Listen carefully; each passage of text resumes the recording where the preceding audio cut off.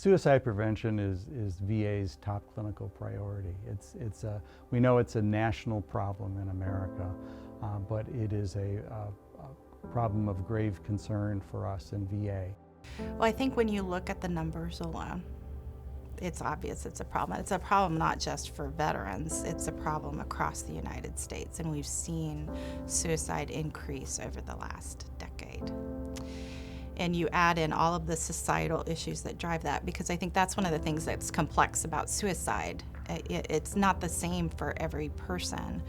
It may be depression with someone, it may be substance use disorder in another, but sometimes it's life issues, going through a divorce, losing a child, dealing with cancer, dealing with chronic pain. It's all of these complexities here, so there's not one solution to the problem. The veterans are 2 times as likely to commit suicide as the other population, as the normal population.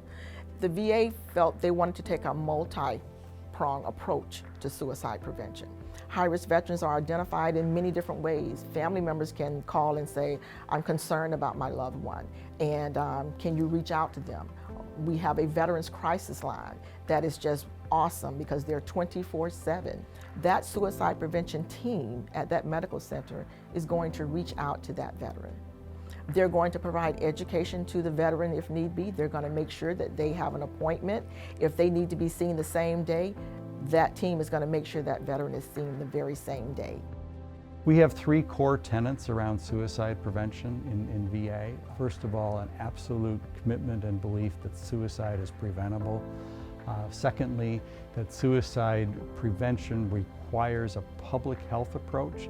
And by that, I mean it's not just a matter of what goes on in a healthcare system, in a clinically based healthcare system. Suicide prevention also is dependent upon community-based approaches. So you need both the clinical and the community-based approaches.